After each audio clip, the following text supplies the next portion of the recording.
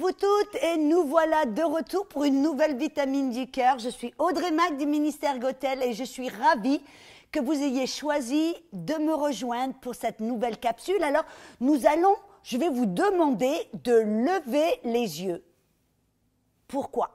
Parce que Jésus levait les yeux très souvent. Qu'est-ce que je veux dire par là? Quand Jésus priait, quand il était en face d'une situation qui paraissait impossible, qu'est-ce que Jésus faisait? Il levait les yeux, il levait le regard. Mais pourquoi? Pas simplement pour voir les nuages. Non, non. Écoutez un petit peu cela. Dans Marc 6, 41, il dit que Jésus prit les 5 pains et les 2 poissons. Vous vous rappelez l'épisode quand il était en face de, je crois, de 5000 personnes qui avaient faim, qui avaient besoin de se nourrir avant de repartir? Il dit que Jésus prit les 5 pains et les 2 poissons et levant les yeux au ciel, il rendit grâce. Et vous vous rappelez qu'est-ce qui s'est passé? Il a multiplié le pain et les poissons. Ça se trouve aussi dans Matthieu 14, verset 19. Il dit qu'après avoir commandé que le peuple s'assit sur l'herbe, il prit les 5 pains et les 2 poissons et levant les yeux au ciel, il rendit grâce. Oh là là! Mais pourquoi est-ce que Jésus a levé le regard? Pourquoi est-ce que Jésus a levé les yeux au ciel? Amen. On voit même cela. Vous vous rappelez quand il était devant une tombe avec un homme qui était mort, Lazare?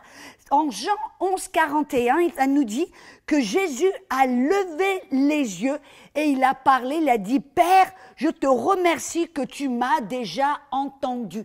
Pourquoi est-ce que Jésus levait le regard alors qu'il était à la face de milliers de personnes qui avaient faim avec 2 poissons et 5 pains et qu'il était devant un tombeau avec un homme qui avait été mort depuis 4 jours. Pourquoi? Parce que Jésus levait les yeux au ciel pour voir la provision qui lui appartenait au ciel. Vous savez que vous et moi, Jésus est notre exemple. Et quand on prie, quand on a un besoin, peut-être vous avez besoin d'argent pour payer vos factures et vous regardez votre compte bancaire et ça marque qu'il n'y a rien du tout dans votre compte bancaire et votre besoin est bien plus grand que votre provision actuelle. Qu'est-ce que vous devez faire? Vous devez faire comme Jésus. Lever les yeux au ciel. Et je ne parle pas de simplement lever la tête, je parle de regarder dans la provision céleste, votre compte bancaire spirituel. Voyez, Jésus, c'est ce qu'il faisait parce qu'il savait que le Père lui avait tout donné. C'est ce qu'on voit dans Jean 3, 35, vous savez, il dit que Jésus, il dit le Père aime le Fils et a mis toutes choses entre ses mains. Jésus n'avait jamais aucune impossibilité. Jésus, quand il voyait un tombeau, il savait, alléluia, que ce n'était pas la fin de l'histoire, que la résurrection était la solution. Quand Jésus voyait du manque, des gens qui avaient faim et il voyait qu'il n'en avait pas assez, Jésus regardait au ciel parce qu'au ciel, il y a une provision qui est illimitée. Amen. Alléluia. Et vous dites, ah ben oui, ça c'était Jésus. Mais vous savez que Jésus est notre exemple. Et qu'est-ce qu'il a dit? Qu'est-ce qu'il nous a dit? Regardez, dans Jean 16, 27, il dit, oui, le Père, vous aussi, vous aime comme il m'a aimé moi. Et pourquoi? Parce que vous m'avez aimé et que vous avez cru que je suis le Fils de Dieu. Si Dieu nous aime tout comme il a aimé Jésus, alors il a aussi remis tout entre nos mains. Vous savez que vous avez un héritage céleste, vous avez un compte bancaire spirituel, avec dans ce compte bancaire tout ce dont vous avez besoin ici-bas. Écoutez ces versets, je crois que ça va vous encourager et ça va vous montrer que vous n'êtes pas dans l'impossibilité, vous n'êtes pas dans le manque, vous n'êtes pas où on n'a pas assez, non. Vous avez, si vous osez regarder dans votre compte bancaire spirituel, vous pourrez voir que vous avez tout ce dont vous avez besoin. Écoutez ce verset. Dans Galates 4, 7, il dit « Mais tu n'es pas esclave, mais tu es fils. Et si tu es fils, tu es aussi héritier de Dieu par Christ. » Tout comme Jésus était le Fils de Dieu, qu'il était le premier-né d'entre les morts, vous êtes aussi un fils de Dieu. Et tout comme Jésus, vous avez un héritage. Alléluia.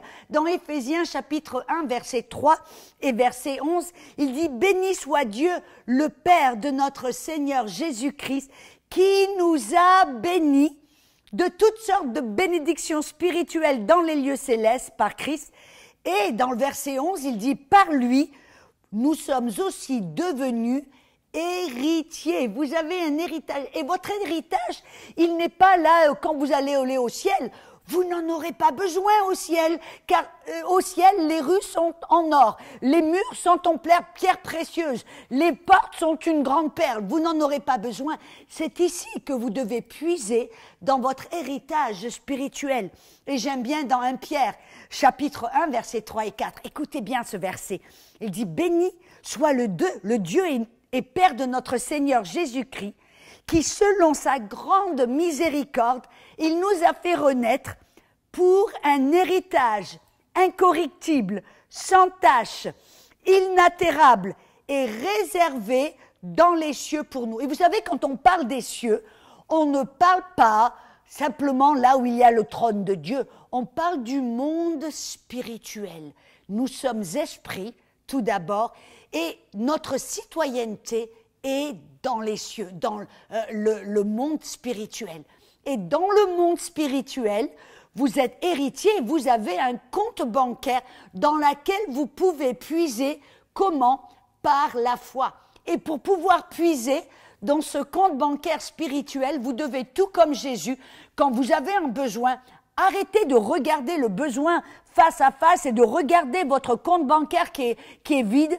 Arrêtez de regarder votre corps qui est malade. Arrêtez de regarder ce que vous pouvez voir et être dominé par ce que vous pouvez voir. Levez les yeux. Regardez tout comme Jésus dans ce compte bancaire spirituel. Et j'aime bien, c'est pour cela, mes amis.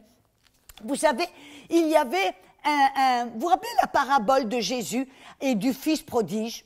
On parle toujours du fils prodige qui est revenu, mais on ne parle pas jamais de l'autre fils, celui qui est resté avec le Père, celui qui a travaillé pour le Père, celui qui était fidèle, qui était là. Et vous vous rappelez quand le fils prodige est revenu et que le Père a dit, remets-lui une robe, remets les souliers sur ses pieds, mets la bague au doigt et on va tuer un agneau et on va célébrer, on va faire la fête. Et l'autre fils, il est resté dehors, il était en train de ronchonner, il n'était pas content. Le Père est sorti, mais pourquoi?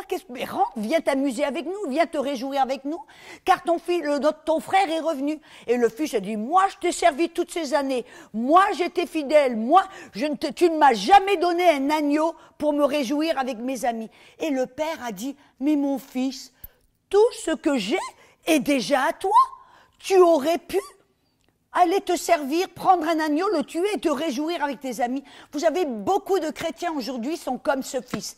Ils ont un héritage grandiose, illimité.